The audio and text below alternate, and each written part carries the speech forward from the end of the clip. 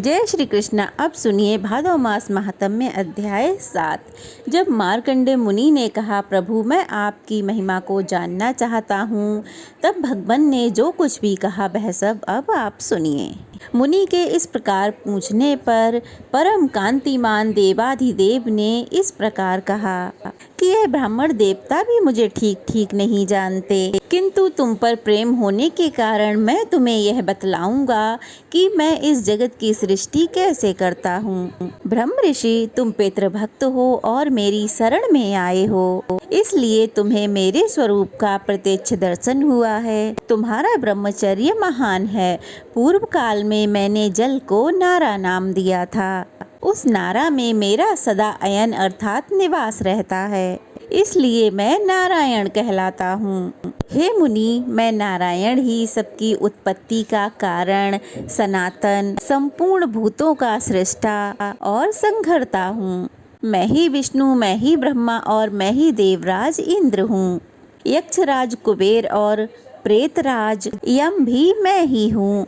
मैं ही शिव, चंद्रमा, प्रजापति, कश्यप, धाता, विधाता और यज्ञ हूँ। अग्नि मेरा मुख, पृथ्वी चरण, चंद्रमा और सूर्य नेत्र, द्युलोक मस्तक, आकाश और दिशाएं कान तथा जल स्वेद है। दिशाओं सहित आकाश मेरा शरीर और वायु मेरे मन में स्थित है। मैंने पर्याप्त दक्षिणा वाले अनेकों यज्ञों का अनुष्ठान किया है। पृथ्वी में वेद के विद्वान यज्ञ में स्थित विष्णु जी का यजन करते हैं। स्वर्ग की इच्छा रखने वाले मुख्य मुख्य क्षत्रिय और वैश्य भी यज्ञ के द्वारा मेरी आराधना करते हैं। मैं ही शेषनाग होकर सारी पृथ्वी, मेरु और समुद्र को अपने ऊपर धारण करता हूँ। पूर्व काल में वराह अवतार लेकर मैंने ही इस जल में डूबी हुई पृथ्वी का उद्धार किया था। हे द्विज श्रेष्ठ, मैं ही बड़वानल होकर समुद्र का जल पीता और मेघ रूप से वर्षा भी करता हूँ। ब्राह्मण मेरा मुख, क्षत्रिय मेरी भुजाएं, वैश्य जांघ और शूद्र चरण हैं। ऋग्वेद, यजुर्वेद, सामवेद और अथर्ववेद मुझसे ही प्रकट होते और फिर मुझ में ही प्रवेश कर जाते। ज्ञान परायण, सन्यासी, संयमशील, जिज्ञासु तथा काम, क्रोध और द्वेष से रहित, अनासक्त, निष्पाप, ज्ञाता ब्राह्मण सदा मेरा ही चिंतन करते हुए उपासना करते हैं। रत्नों से भरे हुए समुद्र और चारों दिशाओं को मेरा ही स्वरूप जानो। सत्य, दान, तपस्या, उग्र और अहिंसा ये मेरे बनाए हुए विधान के अनुसार ही माने जाते हैं और मेरे ही स्वरूप में इनकी स्थिति भी है।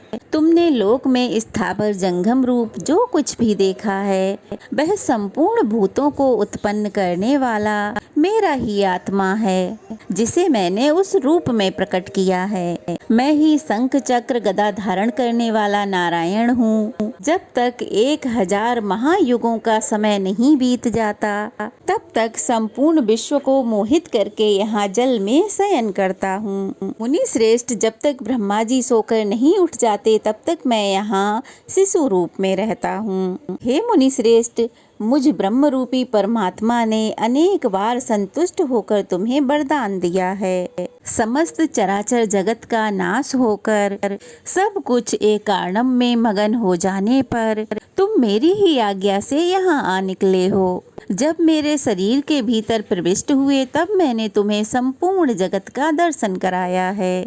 वहाँ संपूर्ण लोगों को देखकर तुम आश्चर्य में पड़ गए और मुझे समझ ही नहीं पाए। तब तुरंत ही मैंने तुम्हें अपने मुख से बाहर निकाल दिया और तब जो देवताओं और असुरों के लिए भी दुर्जय है, तब तुमसे अपने आत्म तत्व का वर्णन किया। ब्रह्म ऋषि, जब तक महातपस्वी ब्रह्मा जी जागते नहीं, तब तक तुम यहीं निर्भय होकर सुख पूर्वक विचरो। उनके जागने के बाद मैं अकेला ही संपूर्ण भूतों और उनके शरीरों की सृष्टि करूंगा। ऐसा कहकर भगवान ने मुनिवर मार्कंडेय ऋषि से पूछा, मुने, तुमने जिस अभिप्राय से मेरी स्तुति की है अब उसको कहो, मैं शीघ्र ही उत्तम वरदान दूंगा। भगवान का ऐसा वचन सुनकर मार्कंडेय मुनि सहसा उनके चरणों में गिर पड़े और इस प्रकार बोले, देव, मैंने आपके उत्कृष्ट रूप का दर्शन किया, इससे मेरा सारा मोह दूर हो गया।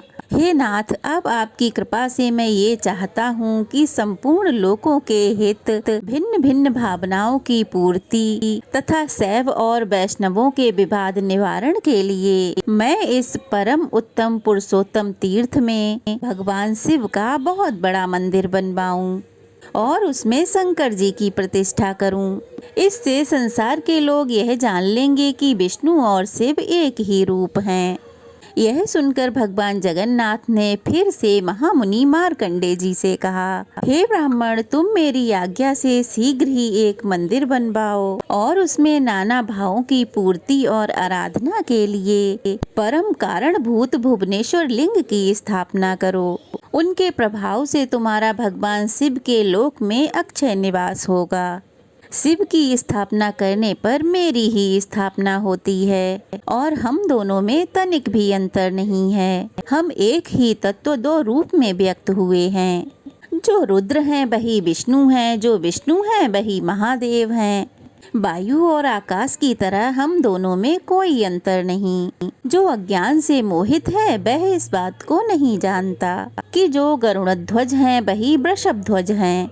इसलिए हे ब्राह्मण, तुम अपने नाम से शिवालय बनवाओ और देवाधिदेव से उत्तर की ओर सुंदर तीर्थ का निर्माण करो।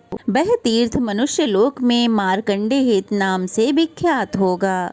उसमें स्नान करने से सभी पापों का नाश हो जाएगा। मार्कंडेय मुनि से ऐसा कहकर भगवान वहीं अंतर ध्यान हो गए। ब्रह्मा जी कहते हैं, हे ब्राह्मणों, अब मैं पंच तीर्थ की विधि बतलाऊंगा। पंच तीर्थ की विधि से स्नान, दान और देव दर्शन से जो फल मिलता है उसका भी वर्णन करूंगा। मार्कंडेय हद में जाकर जो मनुष्य उत्तर दिशा की ओर मुंह करके 3 प्रकार डुबकी लगाए और इस प्रकार कहे कि भग के नेत्रों का नाश करने वाले हे भगवान शिव, मैं संसार सागर में निमग्न पापग्रस्त और अचेतन हूँ। आपको नमस्कार है, आप मेरी रक्षा कीजिए। समस्त पापों को दूर करने वाले शांत स्वरूप शिव को नमस्कार है। हे देवेश्वर, मैं यहाँ स्नान करता हूँ, मेरा सारा पाप नष्ट हो जाए। ऐसा कहकर बुद्धिमान पुरुष नाभि के बराबर जल में स्नान करने के बाद देवताओं और ऋषियों का विधि पूर्वक तर्पण करे। फिर तिल और जल लेकर पितरों की भी तृप्ति करे। उसके बाद आचमन करके शिव मंदिर में जाए। मंदिर के अंदर प्रवेश करके 3 बार देवता की परिक्रमा करे। फिर मार्कंडेय स्वराह नमः इस मूल मंत्र से या फिर अघोर मंत्र से इस मंत्र से शंकर जी की पूजा करके उन्हें प्रणाम करे और फिर इस प्रकार कहे, हे 3 नेत्रों वाले शंकर, आपको नमस्कार है। चंद्रमा को भूषण रूप में धारण करने वाले आपको नमस्कार है। विकट नेत्रों वाले शिव जी, आप मेरी रक्षा कीजिए। हे महादेव, आपको नमस्कार है। इस प्रकार मार्कंडेय सरोवर में स्नान करके भगवान शंकर का दर्शन करके मनुष्य सभी पापों से मुक्त होकर अंत में भगवान शिव लोक में जाता है। वहाँ से स्थायी कल्पांतर बट वृक्ष के पास जाकर उसकी 3 परिक्रमा करें। फिर इस प्रकार कहें, अव्यक्त स्वरूप महाप्रलयकारी महान रस युक्त आप बट वृक्ष को नमस्कार है। हे बट, आप प्रत्येक कल्प में अमर हैं, आप पर श्री हरि का निवास है। हे बट वृक्ष, मेरे पाप हर लीजिए। हे कल्प वृक्ष, आपको नमस्कार है। इसके बाद भक्ति पूर्वक परिक्रमा करके उस बट वृक्ष को नमस्कार करें। ऐसा करने वाला मनुष्य केंचुली से छूटे सांप की तरह अचानक सब पापों से मुक्त हो जाता है। उस वृक्ष की छाया में पहुंच जाने वाला मनुष्य ब्रह्म हत्या पाप से भी छूट जाता है। फिर अन्य पापों की तो भला बात ही क्या है। भगवान श्री हरि के अंग से प्रकट हुए ब्रह्म तेजोमयी बट वृक्ष रूपी श्री विष्णु को प्रणाम करके मनुष्य राजसु और अश्वमेघ यज्ञ से भी अधिक फल पा लेता है और अपने कुल का उद्धार करके विष्णु लोक में जाता है। भगवान श्री कृष्ण के सामने खड़े हुए गरुड़ को जो नमस्कार करता है वह सब पापों से मुक्त होकर श्री विष्णु जी के बैकुंठ धाम को जाता है। वट वृक्ष और गरुड़ का दर्शन करने के बाद जो पुरुषोत्तम भगवान श्री बलभद्र, श्री कृष्ण और सुभद्रा जी का दर्शन करता है वह परम गति को प्राप्त होता है। जगन्नाथ भगवान श्री कृष्ण के मंदिर में प्रवेश करके 3 बार परिक्रमा करें, फिर इस प्रकार कहें कि हे हल धारण करने वाले राम, आपको नमस्कार है। मूसल को आयुध रूप में रखने वाले आपको नमस्कार है। रेवती रमण आपको नमस्कार है। हे भक्त वत्सल आपको नमस्कार है। बलवानों में श्रेष्ठ आपको नमस्कार है। पृथ्वी को मस्तक पर धारण करने वाले हे शेष जी आपको नमस्कार है।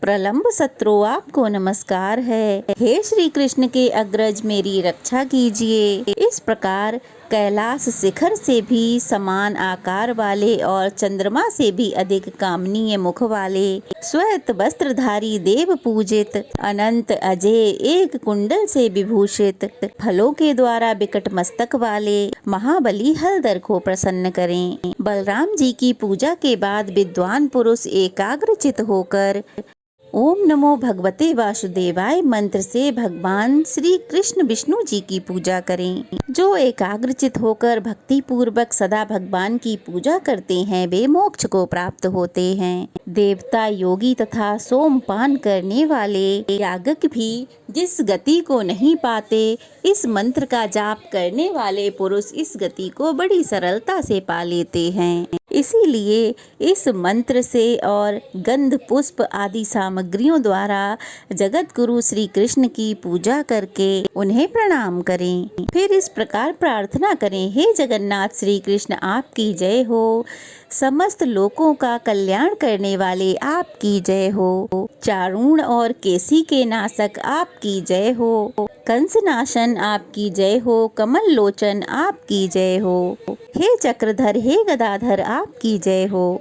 नील मेघ के समान श्याम वर्ण वाले आपकी जय हो। सबको सुख देने वाले परमेश्वर आपकी जय हो। जगत पूज्य देव आपकी जय हो। हे लोकपति नाथ आपकी जय हो। संसार संहारक आपकी जय हो। मनोवांछित फल देने वाले देवता आपकी जय हो। ये समस्त संसार सागर बहुत दुखमय है, इसमें दुखमय फेन भरा हुआ है। क्रोध रूपी ग्रह से यह भरा हुआ है, इसमें विषय रूपी जल राशि भरी हुई है। तरह तरह के रोगी इसमें उठती हुई लहरें हैं। मोह रूपी भंवरों के कारण यह अत्यंत कठिन जान पड़ता है। हे सुरश्रेष्ठ, मैं इस घोर रूपी संसार सागर में डूबा हुआ हूँ, मेरी रक्षा कीजिए। इस प्रकार प्रार्थना करके जो देवेश्वर वरदायक शंख चक्र गदाधारी पद्म भूषण बनमाला विभूषित भगवान की स्तुति करता है वह हजारों अश्वमेघ यज्ञों का और समस्त तीर्थों में स्नान और दान करने का फल पा लेता है। संपूर्ण वेद, समस्त यज्ञ, सारे दान, व्रत, नियम, उग्र तपस्या और ब्रह्मचर्य के पालन से जो फल मिलता है वही भगवान श्री कृष्ण के दर्शन और वंदना से प्राप्त होता है। शास्त्रोक्त आचार का पालन करने वाले गृहस्थ को, वनवास के नियमों का पालन करने वाले वानप्रस्थ को और शास्त्रोक्त रीति से संन्यास धर्म का पालन करने पर और सन्यासी को जो फल मिलता है वही भगवान श्री कृष्ण के दर्शन और प्रणाम करने वाला मनुष्य बड़ी आसानी से प्राप्त कर लेता है। भगवान के दर्शन के महात्म्य में और अधिक कहने की क्या आवश्यकता है। भगवान श्री कृष्ण का दर्शन करके मनुष्य दुर्लभ मोक्ष प्राप्त कर लेता है। इसके बाद भक्तों पर स्नेह रखने वाली सुभद्रा जी का भी मंत्रों से पूजन करे और उन्हें प्रणाम करे और उन्हें हाथ जोड़कर प्रार्थना करे। इस प्रकार कहे, हे देवी, आप सर्वत्र व्याप्त रहने वाली, शुभ सौख्य प्रदान करने वाली हो, आपको बारंबार नमस्कार है। पद्म पत्र के समान विशाल नेत्रों वाली कात्यायनी, मेरी रक्षा करो, आपको नमस्कार है। इस प्रकार संपूर्ण जगत को धारण करने वाली वाली, लोक हितकारिणी और कल्याणमयी बलभद्र भगिनी सुभद्रा जी को प्रसन्न करके मनुष्य इच्छा अनुसार गति से चलने वाले विमान पर आरूढ़ होकर श्री विष्णु जी के धाम को जाता है। ब्रह्मा जी कहते हैं, इस प्रकार बलराम श्री कृष्ण और सुभद्रा जी को प्रणाम करके भगवान के मंदिर से बाहर निकलें। फिर जगन्नाथ जी के मंदिर को प्रणाम करके एकाग्रचित होकर उस स्थान पर जाएं, जहां भगवान श्री कृष्ण की इंद्र नीलमयी प्रतिमा बालू में छुपी हुई है। वहां अदृश्य रूप से स्थित भगवान को प्रणाम करके मनुष्य श्री विष्णु धाम में जाता है, जो भगवान सर्वदेवमय हैं, जिन्होंने आधा शरीर सिंह का बनाकर असुर राज हिरण्यकश्यपु का वध किया था। वे भगवान नरसिंह भी पुरुषोत्तम तीर्थ में निवास करते हैं। जो भक्ति पूर्वक उनका दर्शन करके प्रणाम करता है, वह समस्त पातकों से निश्चय ही मुक्त हो जाता है। जो मनुष्य इस पृथ्वी पर भगवान नरसिंह के भक्त होते हैं, उन्हें कोई पाप नहीं छू सकते और सभी शुभ फलों की उन्हें प्राप्ति होती है। इसलिए समस्त प्रयत्न करके भगवान नरसिंह की शरण लें, क्योंकि वे धर्म, अर्थ, काम और मोक्ष रूपी फल प्रदान करते हैं। मुनियों ने कहा, इस पृथ्वी पर भगवान नरसिंह का महात्म्य सुखदायक और दुर्लभ है। हम उनका प्रभाव भी विस्तार के साथ सुनना चाहते हैं। यह सुनने की हमें बड़ी इच्छा है। तब ब्रह्मा जी ने फिर जो कुछ भी कहा उसका वृतांत आप सब अगली कथा में जरूर सुनिएगा। ये थी आज की कथा। कैसी लगी कमेंट बॉक्स में बताइएगा। अच्छी लगी हो तो वीडियो को लाइक करके शेयर करें और नए हैं तो प्लीज़ चैनल को सब्सक्राइब करें। जय श्री कृष्णा।